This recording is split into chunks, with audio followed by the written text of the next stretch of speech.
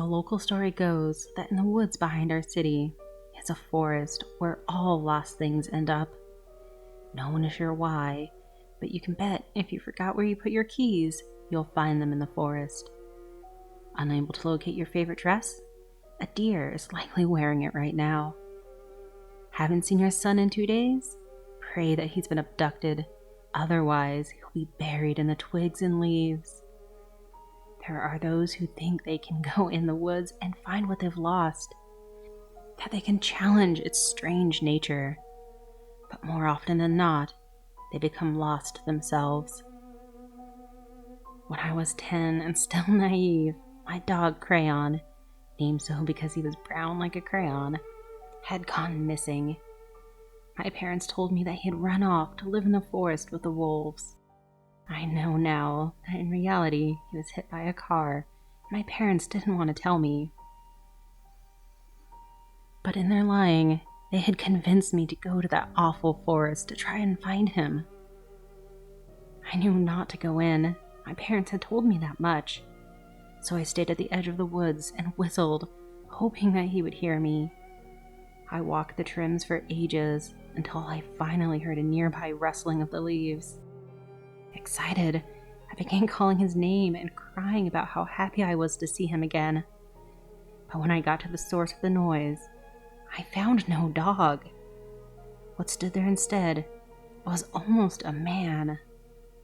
I say almost a man loosely. This creature before me stood tall. Perhaps he was only tall in my memory since I was still young and small. But I believe he would tower over me today. The creature was thin and lanky. Malnourished, I would say now.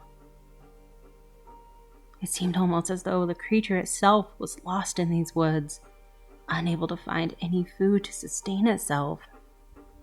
Its head is nearly impossible to describe, not due to a lack of words, but due to a lack of description. I saw pieces of deer and man mixed into one, but a sort of shadow covering the whole of it, making it impossible to fully understand or remember. It stood there in the brush as I scanned it, trying to understand what it was or wanted, until I reached its head, and it spoke. "Why do you walk the forest, child? Do you know not of its danger?" I was afraid to speak to it, yet felt compelled to as well. I told of my dog Crayon and my parents' story. "Then you have lost him?" I nodded. "I can find him, child, but all things found come with a price. Are you willing to pay what it costs to find him?" I told him that I was only 10 and didn't have any money. "Other payments will suffice. How dear do you hold this Crayon?" I loved him more than I've ever loved a pet before him. "I have found your payment. Go home and fool your parents. Say you found your Crayon in this forest's edge. They will get you a new pet." I didn't want a new pet. I wanted Crayon. He put a finger up to shush me. "Then when it arrives, lead it to the forest, and I will return your Crayon." It spoke in such a tone that I knew it spoke only the truth, and so I did as it asked without hesitation. I ran home, giddy with excitement that Crayon would soon return from his wolfy family to see me. I lied to my parents as the creature told me to, and I so clearly remember the look of fear that painted their faces. They reprimanded me for disobeying them, saying I should be nowhere near that forest. But it didn't affect me. I was still too happy knowing Crayon was coming back. That night, I heard them arguing. What I can only assume now was about a new pet to make me forget about Crayon, because 2 days later, my parents presented me with a puppy. She was tan, small, and looked nothing like Crayon. They asked me to choose a name, so I named her Tan. Yes, I'm aware of how creative I was as a child. I thanked my parents profusely, and they seemed pleased with a job well done. They didn't know anything about the creature I had made a deal with, nor what I intended for Tan that night. I snuck out when they slept, with this new puppy in my arms. I made my way to where I first saw the creature and waited for it to return. I heard its voice first, shortly before seeing its frame enter the edge of my vision. I remembered so clearly how he was only visible in my periphery. "Is this the payment?" I nodded, letting the dog down at the edge of the shrubs. It looked at me for just a moment before a hand quickly extended from the bushes, its fingers long and broken, its skin tight and pale. The hand gripped the puppy so tight I thought it might pop, and dragged the whining dog into the forest. "Crayon will come back to you. Return to your home." As I left, a smile spread across my face. I remember faintly hearing the harsh sounds of crunches and snaps, mixed with wet tearings of meat. When I got back home, my parents asked where the new dog had gone. I lied and said that when walking him, he had broke the leash and run into the forest. My parents asked if I followed him. Knowing I wasn't supposed to be near the forest, I lied and said I was nowhere near it. They seemed at ease, but still unhappy that I lost him. That night, I went to sleep and dreamed of Crayon. I saw him climbing out of a hole and running up to our house. I could feel his excitement to see me again, as if we were connected. But my dream was cut short, as I heard my parents scream from the hall. I ran into the living room and saw my mother against the wall, vomiting profusely, my father holding a baseball bat ready to swing. And then I saw Crayon in the doorway, his brown fur matted with dirt and blood, his front left leg dragging alongside him, his jaw hanging low and loose, unable to close. His left eye popped out, hanging on by that tendril thing that keeps them in. He shakily turns towards me and did an approximation of a bark, dropping his jaw completely in the process. Then he ran at me. I screamed as my father swung, connecting the bulk of the bat to Crayon's head. A heavy, meaty thwack filled the house as Crayon fell to the ground. He twitched, and my father swung again and again. Thwack, thwack, thwack. Crayon finally stopped moving. My mother moved me to my room, both of us in tears, as my father went to the garage for a shovel. While my father went back out to dig the second grave this week, my mother told me the truth about what happened to Crayon. In response, I told her of the man I visited, and she told me never to talk to the man in the forest again, that no matter what he offers to return, to never seek him out. I listened to my mother. After seeing what Crayon had become, I never wanted to see what would become of anything else I'd lost. Until recently, my friend had chosen to take her own life. She texted me this morning, saying she was tired of it all, and that she was going to enter the forest and she'd be lost forever, so no one could ever find her. I'm going to the forest tonight to talk to the man who finds lost things.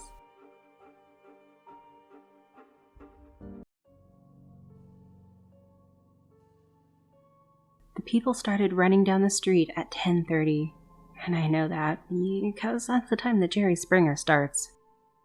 I had just sat down on the couch and was getting comfortable when the heavy sound of dozens of footsteps stole my attention away from the TV. I got up, annoyed, and looked out the front window, which had a clear view of the sidewalk and road in front of my house. Out there, I saw a few of my neighbors running down the road in front of my house. They appeared to be running from something, although they weren't screaming or anything like that, just looking back as they ran in a group down the road. I got closer to the window and leaned forward to get a better look down the road, in the direction that everyone was coming from, but there was nothing weird or out of the ordinary that I could see. I decided that I should go outside and try to find out what was going on, but as I looked from the TV to the door, I felt less inclined to check out the cause of the commotion. Maybe it was safer for me to stay inside, But if that was true, then why was everyone running? I walked over to the door as two women started fighting on Springer and opened it. Stepping out onto my front porch, I looked to the left and saw the crowd of people now at the end of the street. I looked to the right and saw nothing. I shivered as I stood there and then realized that it was a lot colder than usual for this time of day. I pulled down the rolled up sleeves of my sweatshirt and closed my front door behind me. As I walked off the porch and onto the lawn, as I walked towards the sidewalk, I saw Frida, another one of my neighbors, coming down the road. She looked back every few seconds, her curly red hair whipping onto her face each time, and causing her to slow down in order to move it. "Hey!" I shouted at her. Her head snapped in my direction, and her eyes widened as she placed her index finger on her lips. "Why are you running?" I asked a little quieter. She lifted her finger, placed it back on her lips multiple times, narrowing her eyes in anger. I lifted my arms in a shrug, trying to silently question the reason for the running. She stopped as she reached me and leaned in. "Shh, you need to whisper," she hissed. "Why?" She looked at me shocked as if I had just said something offensive. She opened her mouth, about to answer my question, but looked back down the street once more and then took off, running even faster. I stepped out onto the road and faced the direction that Frida had looked. But there was nothing out of the usual. I was looking at the same street, the same suburban homes with the cookie-cutter lawns and SUVs in the driveway. There was nothing there. But that's when it hit me. There was nothing there. There at the end of the street, where Berkeley Road began, there was nothing. No darkness, just nothing. It was difficult to process what I was looking at because there wasn't anything for me to see. The sky ended, the sidewalk and the road ended, the houses ended, and everything was replaced with emptiness. It was almost like a white screen, but it appeared to have more dimensions to it, as if you could walk through the nothingness if you tried. It was unsettling, sure, but certainly not a reason for everyone to flee their homes and take off running down the street. I'm not sure how long I stood in the middle of the road, staring into oblivion, but when I finally snapped out of it and turned around to head back to my house, I realized that things had changed. Smoke clouded the sky, and in my yard stood a child that I had never seen before in my life. I approached him slowly and carefully, not knowing what to expect. "Who are you? Are you lost?" I asked. He lifted a dirty finger and placed it on his lips. "You need to whisper." "Why?" I asked. "So she doesn't hear you." "Who?" The child pointed up at the sky behind me, and I turned to see what looked like a giant hand made up of the smoke descended down to the ground, pounding on the road and creating shockwaves that sent me flying backwards onto my lawn. My ears rang as my head made contact with the ground, and my vision blurred as I looked up at the child standing above me. His lips were moving, but I couldn't hear what he was saying through the ringing and my pulse pounding in my ears. Above him, the sky became darker and lightning began to light up across it. I watched as a strike of lightning hit a tree across the street, igniting it. I tried to roll over onto my side so that I could get up and move, but it was dizzying.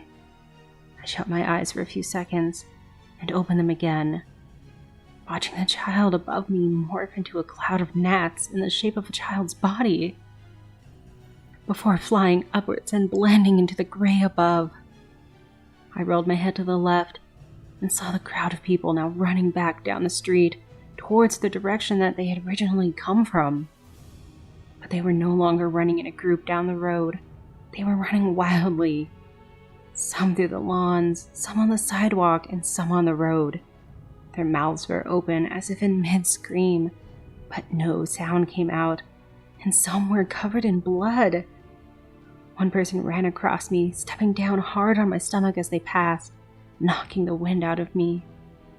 I finally managed to roll onto my side as I attempted to catch my breath, struggling, but eventually pushing myself up onto all fours and finally standing up all the way. Taking deep breaths as I watched the chaos unfold around me. Some people fell to their knees, sobbing, and as I watched, the sound slowly came back to me as I was bombarded with them all at once, crying, yelling, thunder, running, screaming. And yet, I still had no idea what was going on. Someone let out a blood-curdling scream, and I turned in its direction. The nothingness was expanding, swallowing up our street now. I watched it consume a screaming man, taking his cries with him. I stood in my spot on my lawn, watching it get closer and closer each second, until it was right at the tips of my shoes. When it passed through me, there was a flash of stabbing hot pain, and then nothing. When I opened my eyes again, I was standing in the middle of the road once more. I looked behind me to see Frida a few feet away, running towards the opposite side. A few more feet in front of her were the rest of the people. I looked towards Berkeley Road, and everything looked normal. At least, it did for now. This time, I didn't want to take any chances. I took off running, following Frida. As I neared the end of the street, I saw a girl around my age step out of the house on the corner. "Why are you running?" I lifted a finger to my lips. Her face contorted into confusion as I stopped once I got close to her. "You need to whisper." She stared at me, not moving or speaking. I continued to run, looking back after a few seconds to see her now standing in the middle of the road, looking down at the emptiness that had now consumed Berkeley Road. It was going to happen all over again, I realized. It was going to keep repeating until everyone got out. I looked back again, begging the girl to run, silently in my head. But she didn't move, and above me, the sky began to fill with smoke. I stopped and completely turned around as the girl walked towards a child standing on her front lawn. Behind me, I could hear footsteps running back and getting closer. "Fuck," I whispered.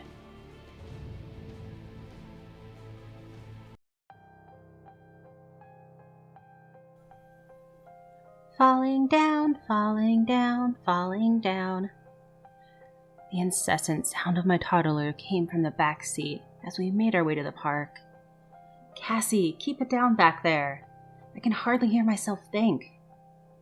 My daughter Cassandra was really finding her voice lately, and was no stranger to repeating random things loudly and as much as possible.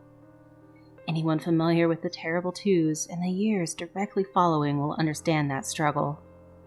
It was hard to find my peace at times, but my wife and I did our best and always made things work. Our date nights were few and far between, but when we finally got around to them, they were always just what the doc ordered.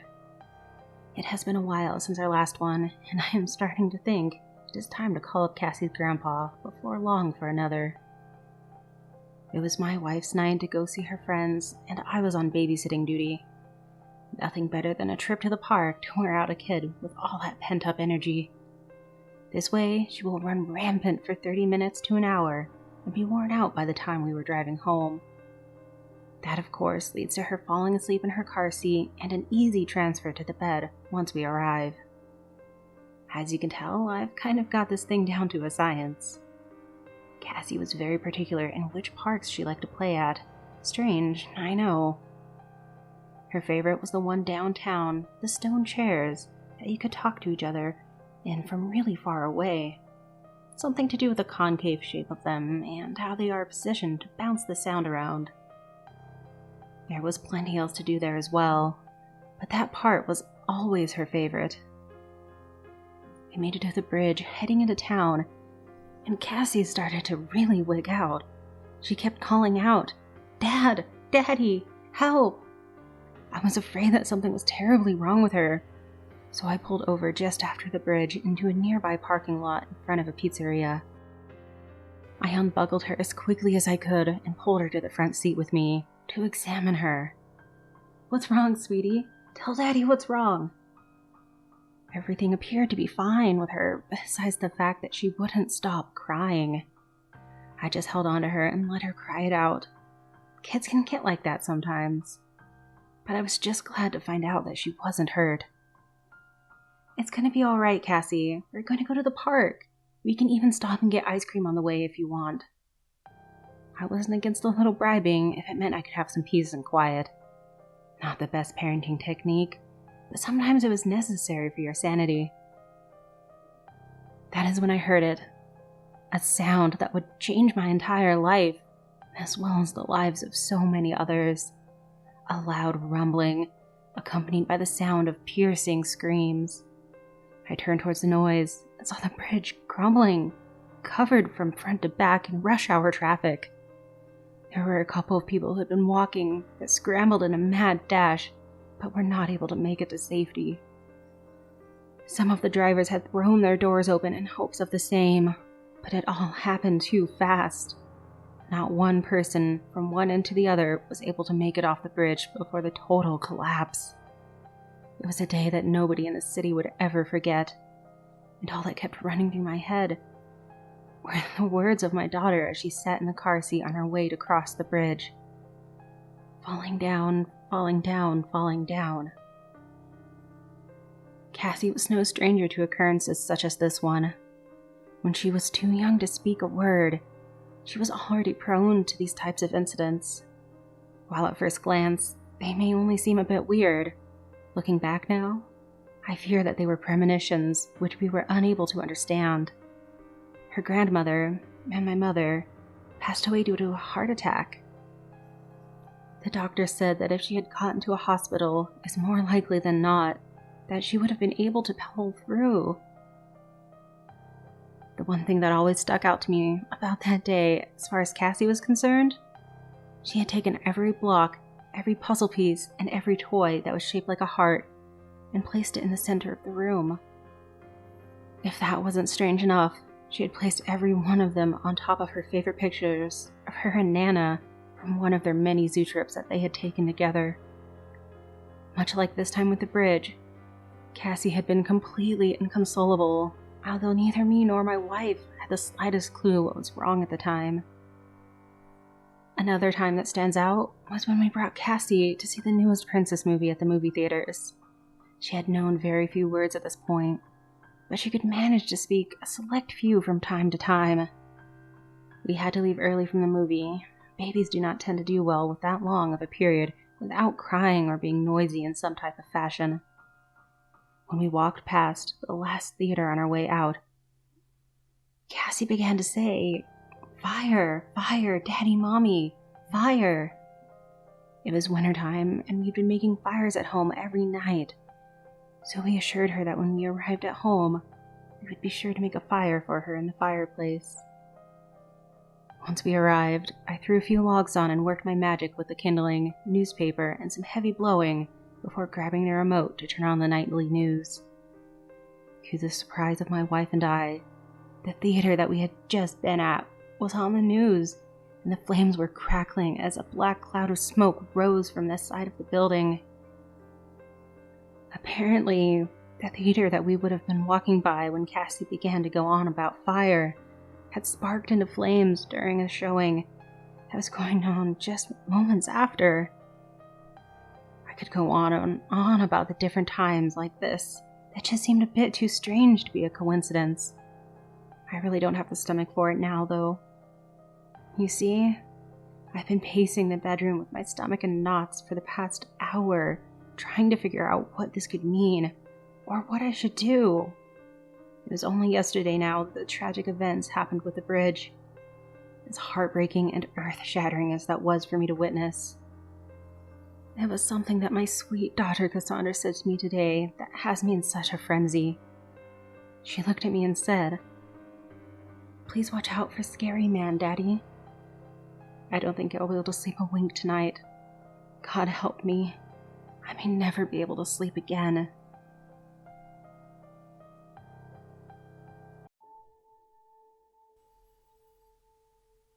My uncle lives alone on the coast of Maine, his small cottage not too far from the Canadian border. He is retired and spends his days fishing, walking, and thinking. He invited me up for a week to assist him with something, but he didn't tell me what it was. He's been kind to me in the past, always giving me good life advice. I hopped on a plane in early March, no questions asked. I arrived at the airport, and he picked me up in his old beater car. We drove for a good long while and caught up on things since we had last seen each other. Neither of us had changed much. We arrived at his cabin on that cold day. A storm was forming overhead, so we brought my things inside and started a fire.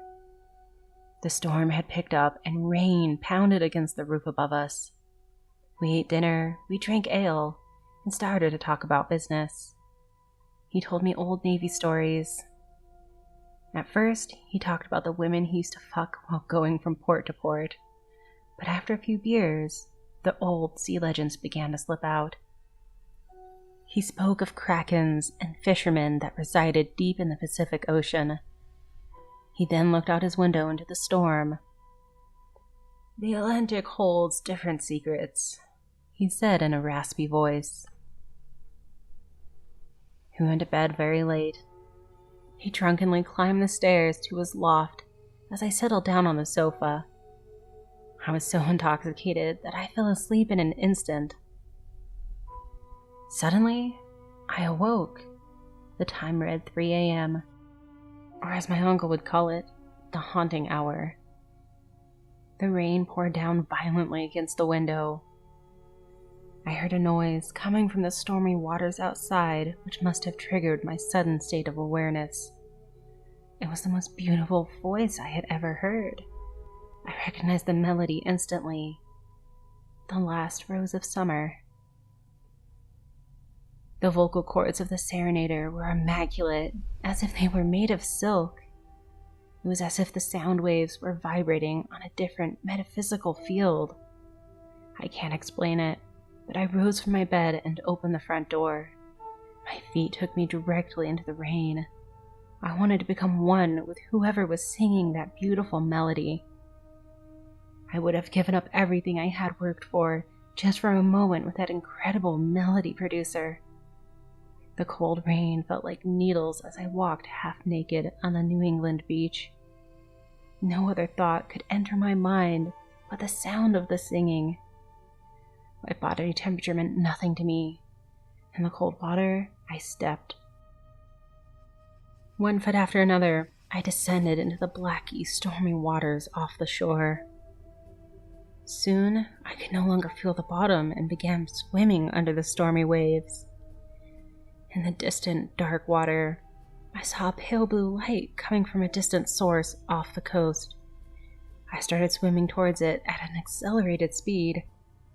It was my destiny to become one with it. Closer I swam, my heart beating like a military drum. Nothing could prevent me from becoming one with this entity. The water was completely illuminated when I finally saw the face of this angel, with eyes glowing an emerald green, and skin as pale as the moon. A beautiful woman stared at me from the water. We reached out and grabbed each other, and she embraced me with the strength of a lion. I noticed that she had no feet, but a fish-like tail protruded from below her pelvis. She looked into my eyes and smiled as we began to swim down to her aquatic home below. But suddenly, I felt the tugging of something behind me. Something was tied around my right foot, and I was quickly being tugged to the shore. My aquatic beauty held on to me like I was a crucifix as we went sailing through the dark. The cold rain hit my face as we were pulled onto the shore, and I noticed a cover on my leg attached to a rope. On the other end was my uncle, with his arm extended, reeling me in like a worm on a hook. Before I could process what was happening, I heard a gunshot. She was dead, laying on the shore next to me. My uncle picked me up from the ground and dusted me off. He apologized for not informing me of my use, but he thought that would be best if I did not know that he was to use me as bait. He explained to me that the siren had been a trouble of his for quite some while, and his land legs would have been buckled under the weight of pure seduction. I nodded understandably as he pulled the plugs out from his ears. Shocked by my sudden shift in emotions, I looked down at my love in disgust. No longer was she an aquatic beauty, but an ugly green fish creature laying on the ground. "Well," I said, "when Jesus told the apostles he would make them fishers of men, I don't think this is what he had in mind." My uncle was not amused by my criticism. The following evening we ate well, the most succulent seafood I had ever consumed. We drank, sang old songs, and told stories of the sea. I was able to take part in the conversation now that I had one of my own.